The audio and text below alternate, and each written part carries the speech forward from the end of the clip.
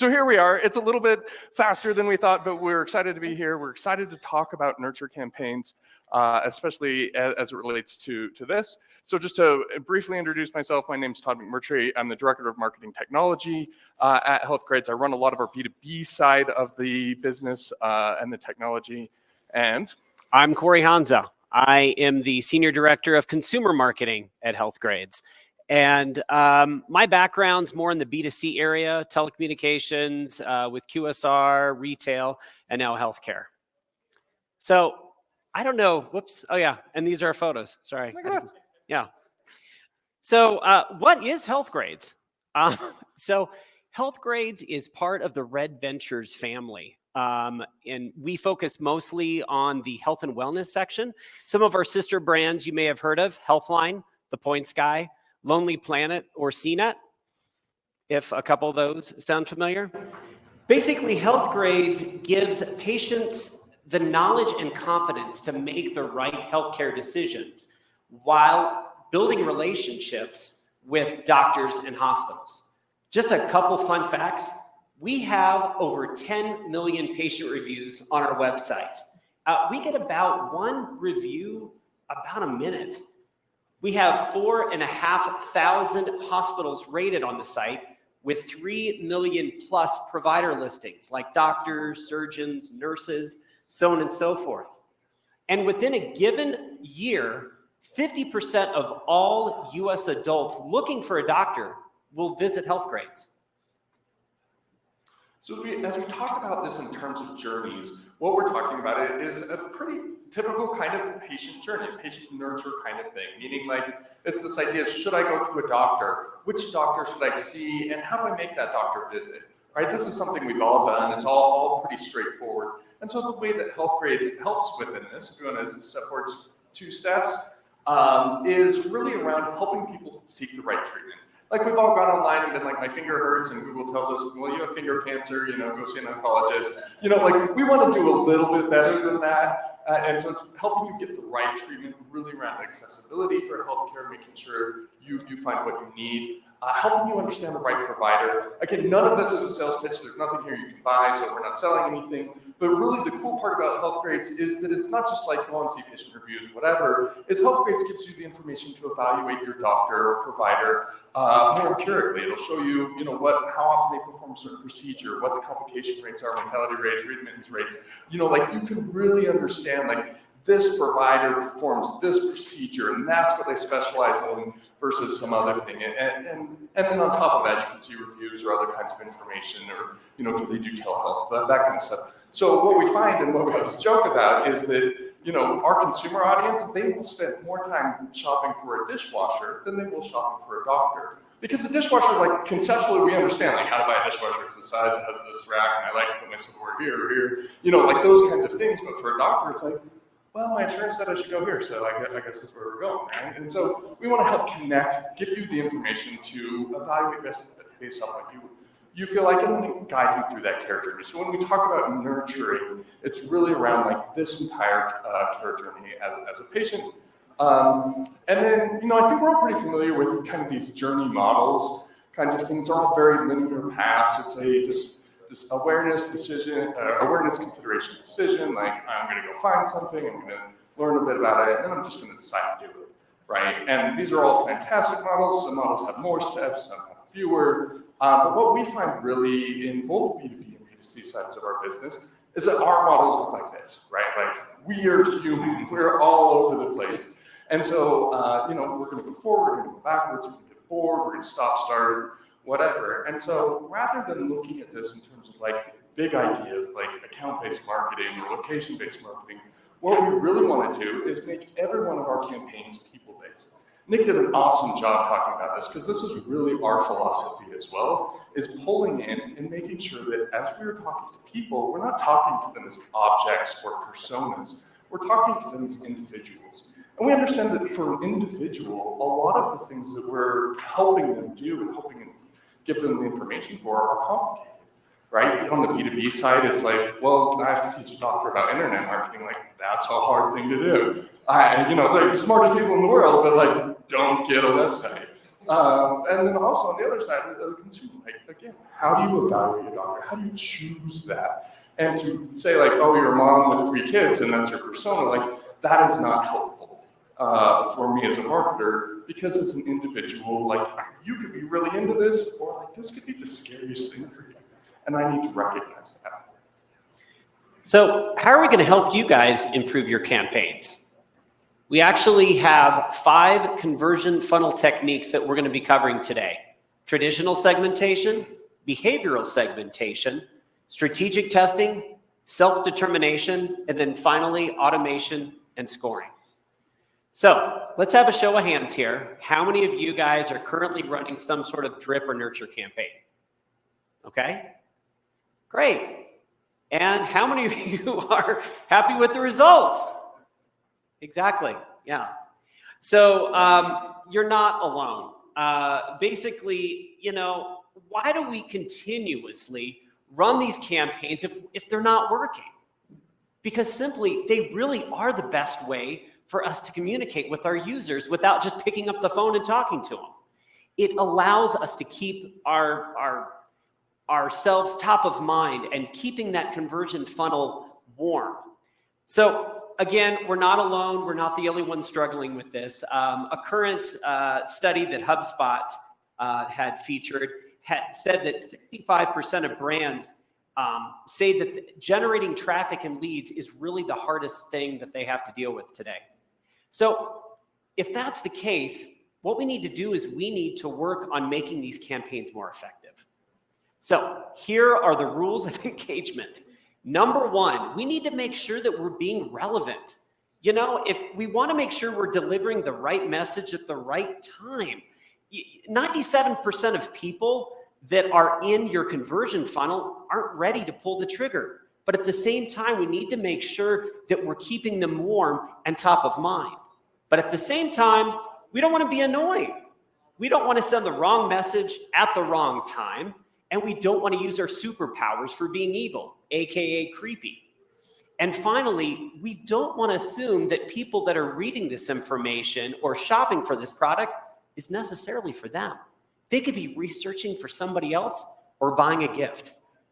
So what we want to do before we get into some of the details is we wanted to kind of show you some of the early campaign wins that we did with traditional segmentation. I think a lot of you out there have probably used some of these techniques. So first off, we need to go with the path of least resistance. When a user is, when you're gathering information about your user, you don't want them to fill out a 3-page questionnaire about their dislikes, their preferences, so on and so forth. We want to actually listen to what they're doing. And we can do that a couple different ways. Using the metadata on the sign-up form. What page were they on? What article were they reading? What product were they looking at? Also, where's the source of this data? Is it coming from a review? Is it coming from them signing up to get a coupon? So in the past, we had a newsletter, and it was a one-size-fits-all, and it did okay. Then we started to take a look at the data that we actually had on these people. All these people were reviewing doctors, and we actually knew what type of doctor they were reviewing. That's a lot of information. So based on just that information, we went from one size fits all to multiple segments and audience types. And with that kind of information, we were able to figure out maybe what kind of content they were interested in. We were also able to make some assumptions. If you reviewed an OB-GYN, you're probably a female. If you reviewed a pediatrician, you probably have children. And when we started to apply that, the results were outstanding. When we started to match images to gender, we saw a 10 to 20% increase in click-through rate. When we started to match that to age, we saw an over 25% increase in click-through rate. But the big result was when we started to match it to interest, meaning the type of doctor that they reviewed. And when we saw that, we saw 10 times the volume on our email newsletters within the first 3 months. So it worked so well, we actually decided to apply it across the rest of the website. Here's an example of a sign-up intercept form that would pop up, say if you were reading some information about your vision or something. When we took a look at changing the creative and the call to action, we saw a 400% increase in signups alone. Here's a couple more examples. So what does this mean? Being relevant matters. We saw an open rates increase to 350% within the first 6 months. After that, our click-through rates increased by 160%. But again, that big win was definitely the amount of email traffic that was coming into the website, which was 18 times what it had been 6 months prior. So Correy shared some great examples, right? Like how do we make this relevant? How do we test it? So the next thing we're going to talk about is this concept that we use internally that we call strategic testing. So I'm going to have just quick raise of hands. Who of you do A/B tests? Have you ever done an A/B test? Everybody's ran an A/B test. Okay, you did it wrong. That's what I'm going to say. I'm just joking. You probably did it right. But I want to run through an exercise here, right? I want you to fill in the blanks. Take a second, think. Okay, you're probably, unless you're thinking of like something's heuristically correct, like all bananas are bananas, right? You're probably wrong. Put a group of people in there. How do you do that? Like, even the idea of doing that is offensive. Like, Correy and I were talking, and it's like, this is kind of cringy. Like, what are we doing, like millennials? like, you guys should be offended at me, even for just even assuming that there's an answer for all millennials are, right? Like, it's wrong, and we know it's wrong, and we still kind of do it a lot of times in our testing.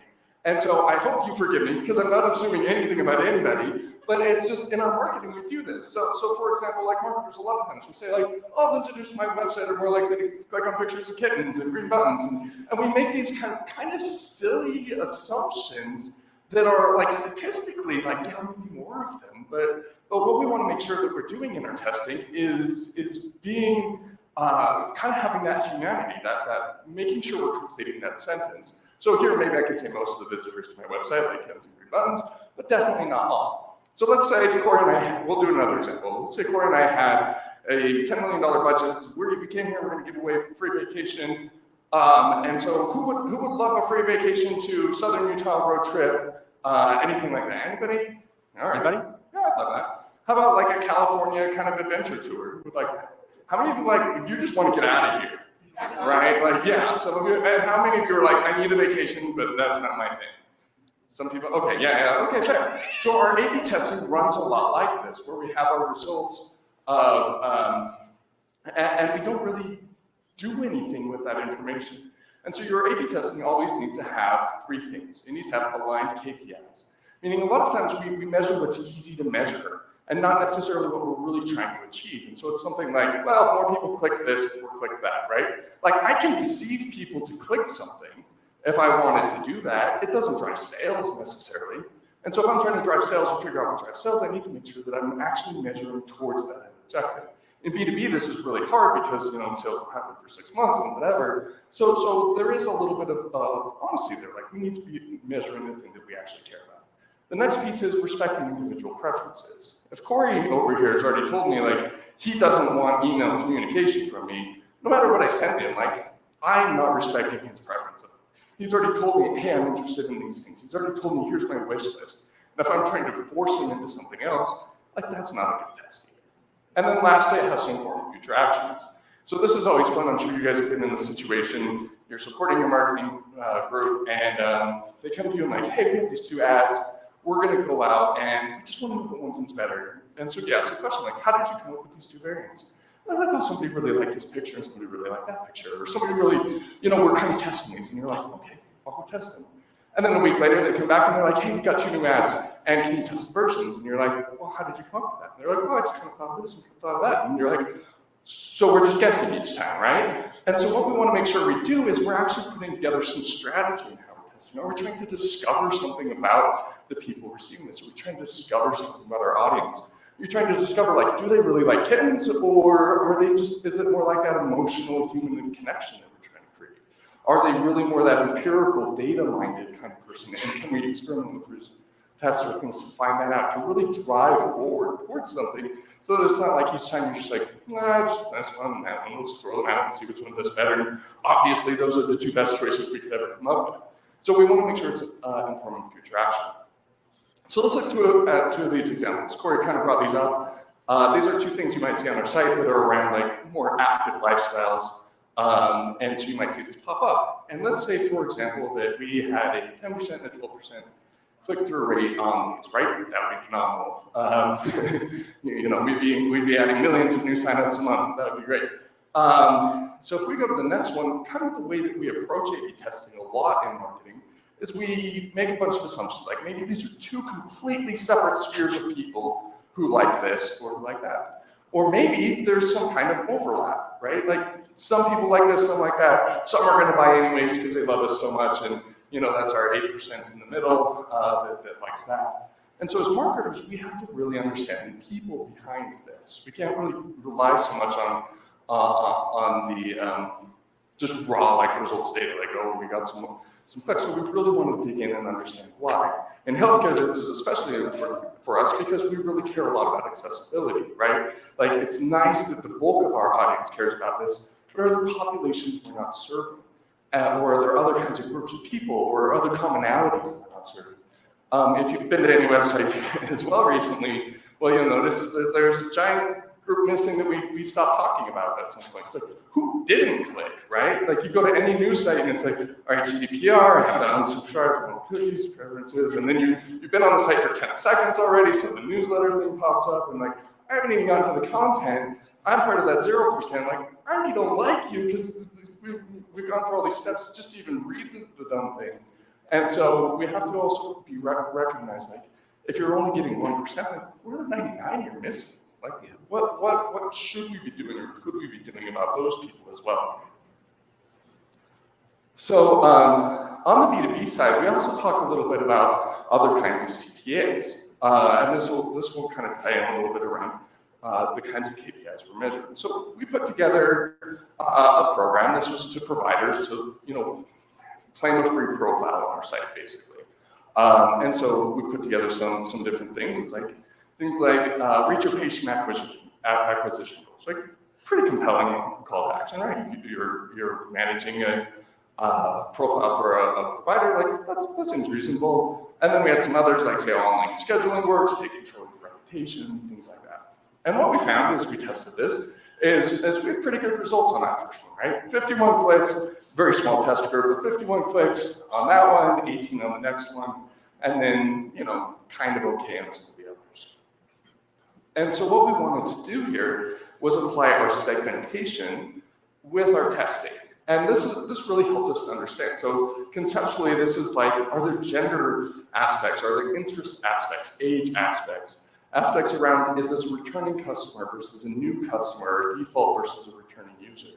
Because those can play a lot into what this person needs and who they are. So going back to this one, what we found is, as we looked at the results, actually our marketing managers and our marketing directors really tied in on a specific message. Whereas at the end, we had our CMOs and our VPs, they were actually really interested in an entirely different message. And getting them to convert is entirely, it's more value. It closes faster, closes, you know, bigger deal sizes. And so making sure, like, hey, if I know that you are the VP or CMO, like, it doesn't matter what all visitors to my website like this message better means, because you are an individual different who has a whole different need, a whole different perspective.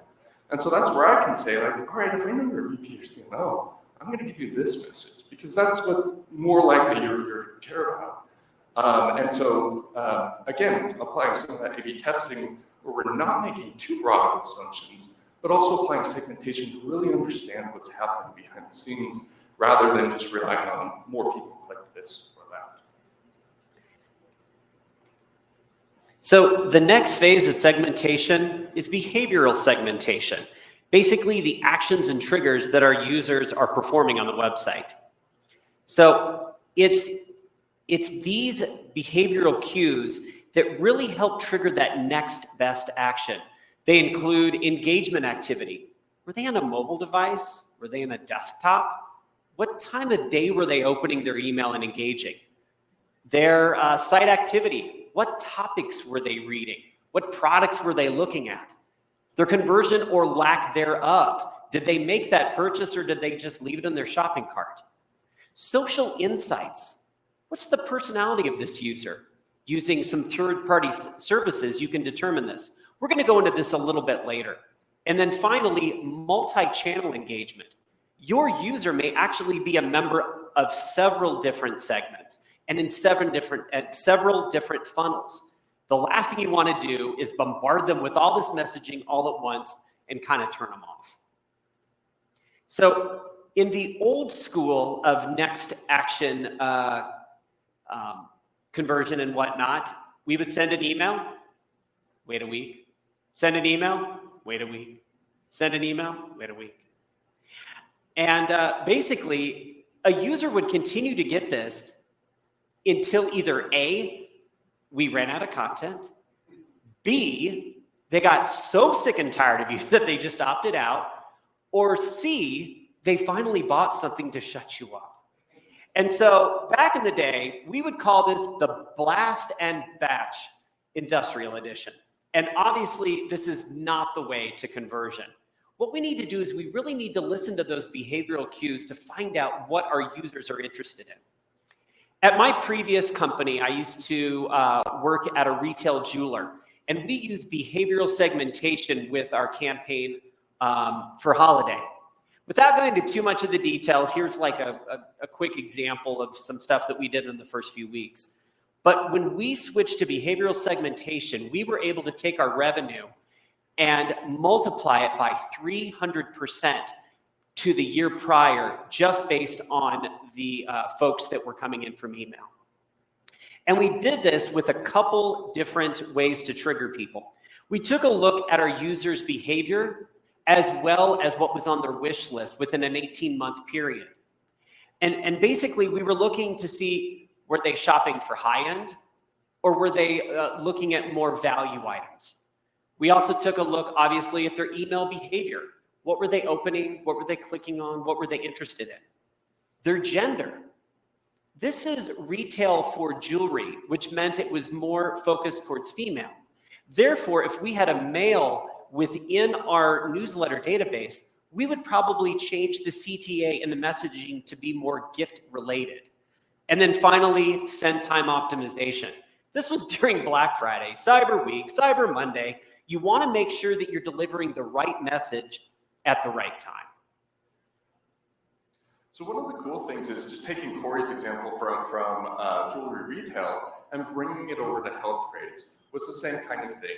And so we developed a program which we called You May Be Interested. And this was, what we'll show here is just a test, but if you can see at the top of this, kind of what we did is we said, we're gonna take a pretty good guess at what you need. So imagine, for example, you are shopping for a knee replacement surgery or surgeon for yourself or maybe for a parent. Did you know there's a lot of questions you can ask? Did you know you can choose the implant, whether you do the titanium or the ceramic? You can choose whether you do one leg or two leg. You can choose your anesthesiologist. Like, you have a lot of choices. And so for a lot of people, it's just like, oh, I'll just find an orthopedic surgeon. We'll just do it, bam, bam, bam, bam, and then we're done. 6 weeks later, I'm back running. But like, there's a lot of implied in terms of finding that kind of care, right? And so we want to make sure that you know what to talk to your doctor about, what choices you can make, how to plan so that you get the results that you want, and making sure that you're as informed as you want to be.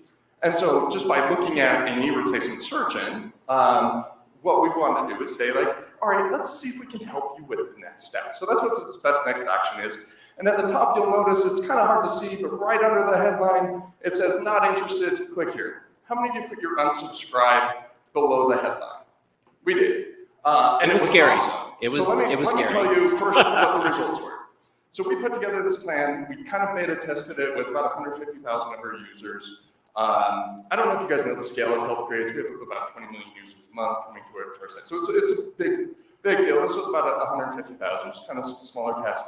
Of those, 6 people across, like, each of them got a series of 5 to 6 emails, 4 to 6 emails.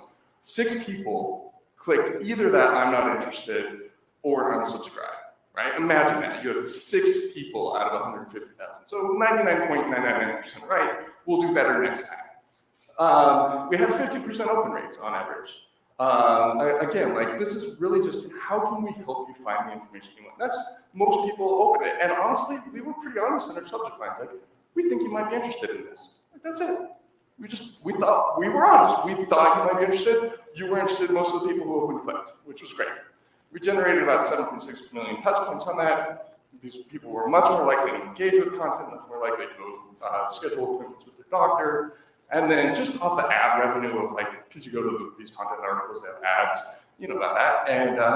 And so it generated about $750,000 in 3 months. So in terms of like, are we helping the people get the information they want? We felt like we were doing very good. In terms of our customers getting it, also, like it seemed like they were fine. You know, it was one of those win-win, everybody's getting what they wanted. And so the way that we did this was a really simple scoring model, basically. And like Correy talked a lot about, we're just listening to what you're doing. And so, for example, we would just give you points for certain kinds of things. Everybody likes points. You don't know you're getting points, but you're getting points. And so it's like, all right, you go to a provider profile, you leave a review, you know, the provider treats diabetes. All right, you get a couple points for diabetes. You're reading content articles about diabetes. You're going into depth. You do some of our deeper articles about diabetes treatment. You get a few points. You're looking at different kinds of drugs or prescriptions that are diabetes related. You get a few more points. And once you reach a certain threshold, great. We will, through our model, put you into kind of like that diabetes track or orthopedic surgery track or whatever that is, moving you through. So it's not necessarily a complicated model. We didn't, you know, deploy like any kind of massive AI system. It was honestly just me, 10 points sounds about right. You know, like, let's see how this goes. But it was just also really walking through a lot of the use cases of like, all right, say one person have done this and this and this. Does that seem like, you know, we would be pretty confident that you are interested in that? From our metrics before, it seems like we got it right. We've applied some more data science to it since then. Starting out, sometimes, you know, it seems right. That's okay.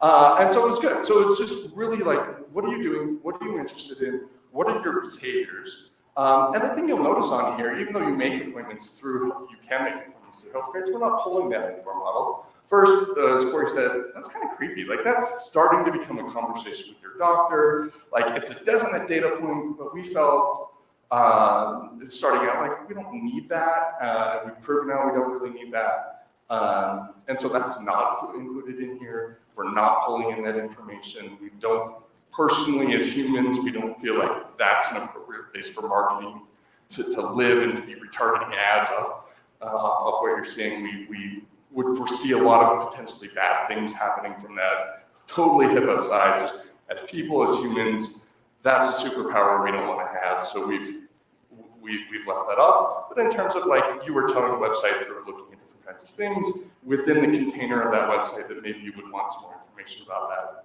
that fills and bounds, and we're pretty good with that. We do exclude some topic areas and some categories of things, but besides that, it's pretty good.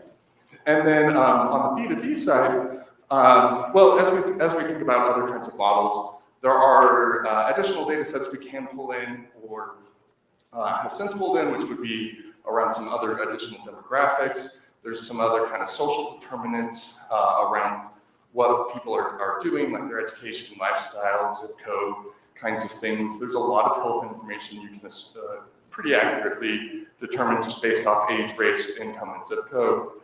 So looking at some models like that, we do have some more advanced models that are a little bit more predictive towards that we're able to pull in now. And then some other clinical stuff, again, it exists. We're not going there, but just as a total universe of the kinds of things we could use to create a profile on somebody, that's it. So this is probably my favorite slide of the entire thing, even though it's pretty simple. So the thing, it outlines our process for doing it, which is really kind of a human process, right? Like what Correy said, we don't want to be the Bats and Blast Industrial Edition, where we're just going to hit you with a railroad of things as a nurture, you know, more like a domestic abuse at that point. And so what we want to say is just like, we're just going to initiate, like, are you kind of interested in this? Like, let's just nudge you in that direction. If the person engages, like, let's just listen. Are they actually interested? Then we'll evaluate. And if we feel like their level of interest that they're telling us meets kind of what we're able to provide, then we'll invest further. We'll loop it around, and we'll just kind of keep going. And so this is really our model as we think about this strategic testing, about this behavioral engagement, is let's do something. Let's see if people are responding to that. And if they are and they're responding in the right way, then let's invest further. And if not, we are totally okay with backing off. We don't need to push people in. And it works better for us, and it works better for our consumers. On the B2B side a little bit, we'll just kind of rush through this one because it's things you probably already know. But in addition to some of the consumer profile information, we also have our B2B kinds of information as well. Like, do you work at a hospital? Are you a senior manager? Or in this department or that department? What's your company revenue? What's your company doing as a whole? And so that's where on the B2B side, it's really fascinating from a data and modeling perspective, because if you as an individual are attending a webinar, that's great. That's one data point. If 15 people from your company attended that webinar, like, we might be onto something, and there might be some additional signals there that we definitely want to listen to and definitely want to take into account. So the next evolution in behavioral segmentation really incorporates the user's personality. Think of this as a third dimension. Now, this is still in the early stages. We've actually tested this just a little bit ourselves. So it's far, far, far from being an exact science. But as Todd said, we test, we test, we test, and we test. So as I mentioned, there are some third-party services out there that you can use to really help identify a user's personality. And what's awesome about this data is that you can use this with some of your call to actions to make them more relevant. So, like I said, for example, we actually experimented with this logic to help identify the personalities of our users, and we used it with our call to action as well as our subject lines. And some examples that we did here is we had our movers. So with our movers, we used more of an urgent call to action, like act now, versus someone who is a thinker, who's more thought-provoked, who wants to think a little bit more about this with a call to action like explore 3 solutions.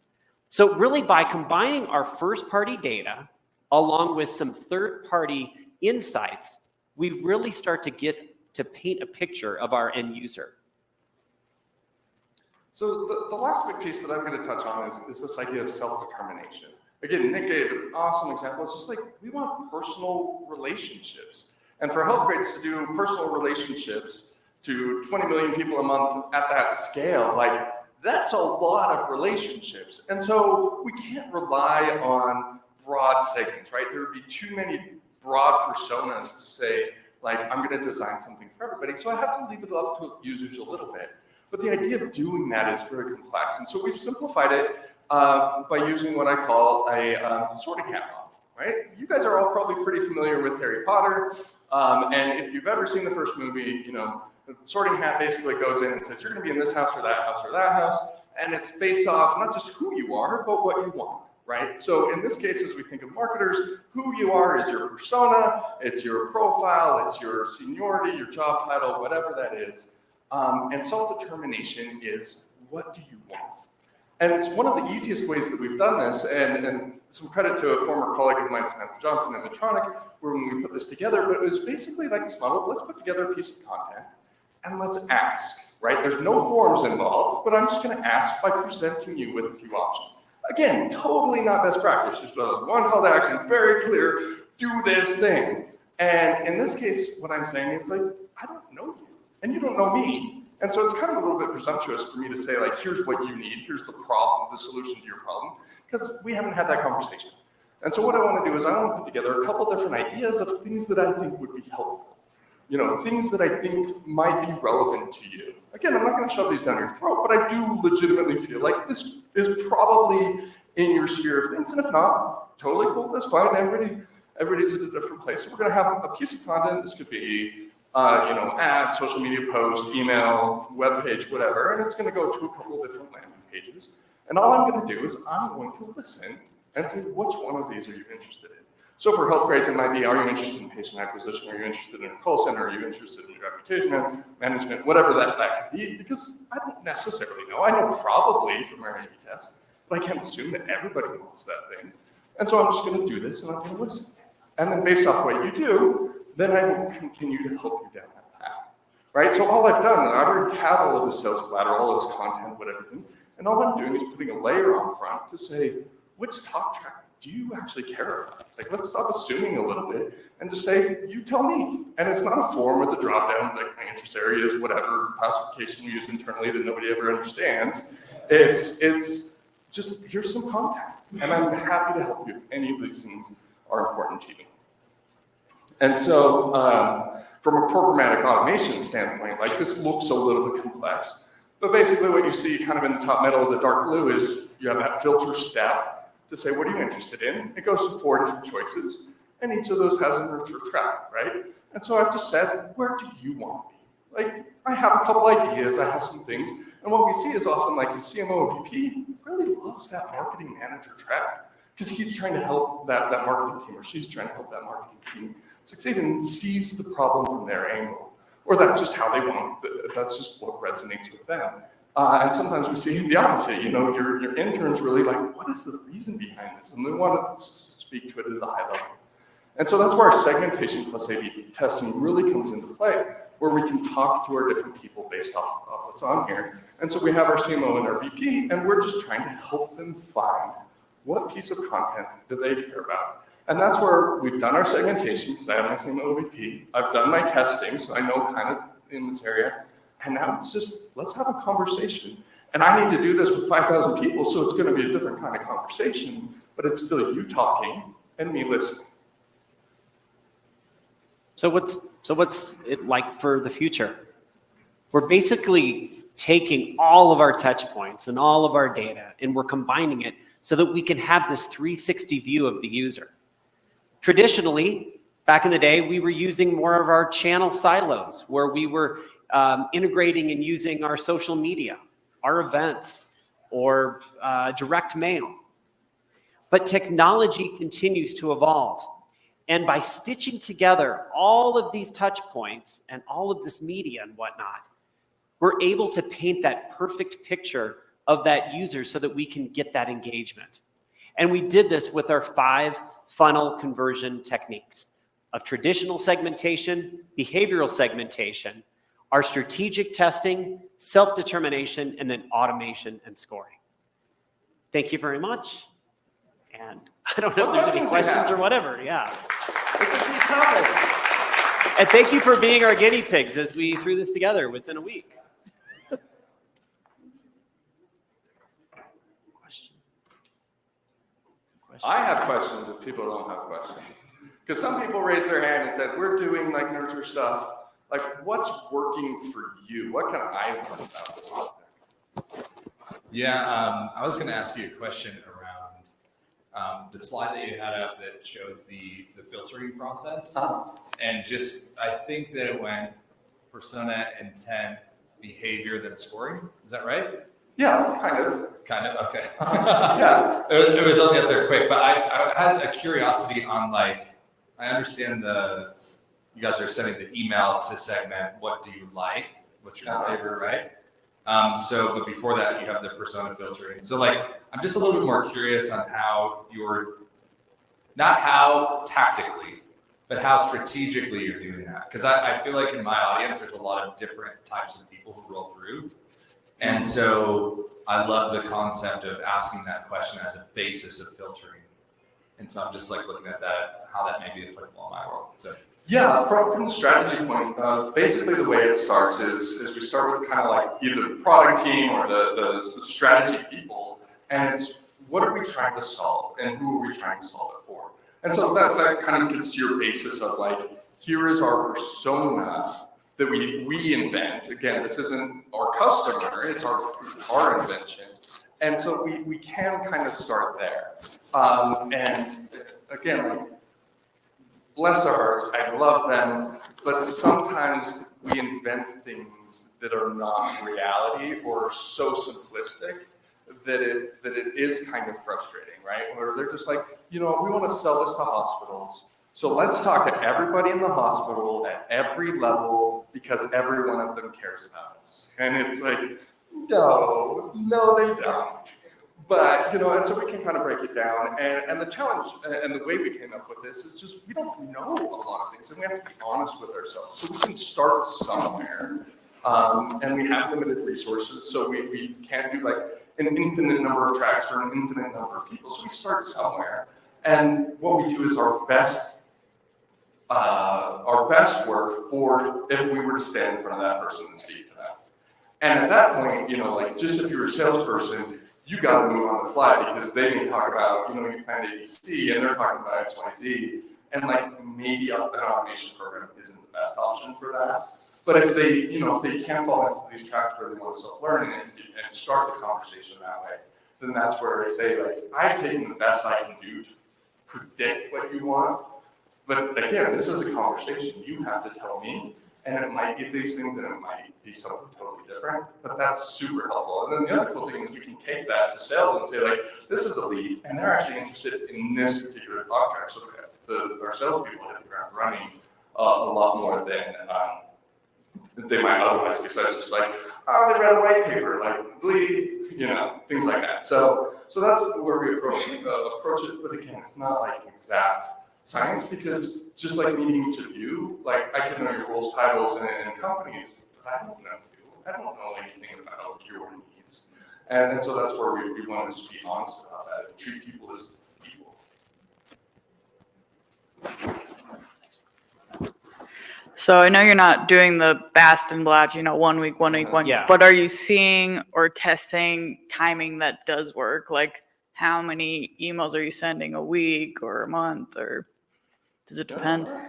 So from a B2C standpoint, we now do it weekly. I'll take a step back. Back in the day when we were starting to build all this up, we had to start out slowly because we didn't want all these people to just, evacuate the dance floor and leave. So we started to do it once a month, then twice a month. And then during COVID, we started to do it every week. And with our alternating weeks being more COVID-based, whereas then the other ones were our major releases. But from the best time to send, we try to use a send time optimizer. So if you open your emails at 8 o'clock on Tuesday, then that's what we would do. Keeping in mind that we send out about 1.5 million weekly to our users, and so we can't all hit everybody at the same time. So we actually use throttles. So it usually takes about 4 days, and there's a handful of stupid domains that if you send way too many, even if it's just like 200, they'll put you on the bad list. So for those people, we send them into a different track that's even slower. So that's really what we've done to try to take care of that. We've also broken things out where we accelerate people that open an email within the last 2 to 3 months. We'll get it a little faster than those that we haven't engaged with for 6 months. Yeah, and then on the B2B side, like Corey said, like there's a lot of technical considerations for sending large volumes of emails. Just between all of Healthgrades, we probably exceed 10 million a month in terms of what we're doing. So it's a large volume. We have a 98, usually 99% sender score, which is phenomenal. But again, like we have to manage that. The other pieces that we manage, especially on the B2B side, especially in healthcare, like a CTO of a hospital gets over 100 emails an hour. Imagine that. And so like, how am I going to reach that person? Like, if I go online and I'm like, all right, what's the best time to send the email? It's going to say Tuesday at 9 o'clock. And I'm like, that CTO email fails Tuesday at 9 o'clock. So like, if I want to reach him and I need to use email, like, I better not be sending when everybody else is sending, because he's, if he hasn't set up filters as a CTO, he has a fake inbox or something. And so I need to make sure that sometimes what we found in B2B is like Sunday morning. Like, who's suggesting Sunday morning? That works phenomenally for really personal, quiet, like Sunday morning email. Like, just like, hey, we're looking at a partnership, would you consider this? Like, Sunday morning's perfect for that kind of email. For like, join our webinar, Tuesday, 9 o'clock. Like, nobody cares how much, like, whatever, you gotta send this out because everybody says you have to send it out, but like, it's not that important. And so there's a mix of technical considerations, a mix of like, who are personas, considerations, and then mix up just like, sometimes like, if I were to call this person, when would I call? When would they pick up? And that can be very different. Like Correy said, some of that send time, like when do they engage can be helpful, but also just like on a human level. Like if I was CEO of whatever hospital system, when am I going to answer the phone? Like, I don't know, like, but probably not Tuesday at 9 o'clock. So just being a little bit, there's best practice, and then there's humans, and we're all different, and sometimes those are not the same thing.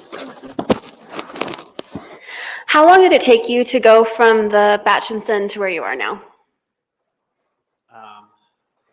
To where we are today, I would say about 18 months. We had gotten off an older marketing automation platform that was more for SMB, and we switched over to Oracle Eloqua. And so I would say within about 18 months, we really had fine-tuned it. We did get hit a little bit on our sender score at the beginning. That was because we had the bright idea that we thought we could implement it without an implementation partner because we were smart. And we should have been smarter to figure out that we weren't that smart. Thank you. Yes. Yeah, so you're using a terminus. Like, what do you use that specifically for? And also, competitors. Oh, sorry. I'm sorry. We were using what? Terminus. Sorry. So that's probably a B2B most likely question. So that's total B2B play. We've tested terminus, demand base. I've used it at my last 2 companies. Do you have a specific question on that? I was just curious, like, did you test other competitors of Terminus before, and how did you end up with Terminus, and also how effective is it for you currently? Yeah. So does everybody know what Terminus is? Okay. So if you want to target a specific account with ads or a specific department in an account with ads, there are companies that allow you to do this. It's like your account-based marketing, right? So you have Terminus is a big one. Talking about like brand personas, Terminus is like the embodiment of that for me. You also have demand base. We have a number of other partners that we've experimented with. Overall, in the healthcare space, it's okay. It wasn't, like knocked out of the park. It generates leads. They're not the cheapest leads. It is helpful for getting some things into accounts, but it's not the most helpful. What we've found is we actually use another company, not to recommend random things, but a company called Medicine Logic. They pull in some of that Bombora data themselves. Bombora is like account-based intent data of like what accounts are looking at what on the internet kind of stuff. And then we do more of a content marketing play using that data to them through different networks. That seems to work really well on a cost per lead or cost per engagement kind of basis for us. So it's kind of doing the same thing, but not exactly through that. The reason it's on here is just because we do pull in a lot of that type of data in some of our B2B models to say like, all right, your account is doing this, that's a signal. You're doing this, that's a signal. And so it works within there. Sounds good. Yeah, I'm like the same findings here. Like all these Terminus, 6 Sense, all that stuff. Like, yeah, it's there. It's there. It's kind of interesting. Yeah. And like we talked about a lot of stuff. Like some of that, like, is this person really empirically minded?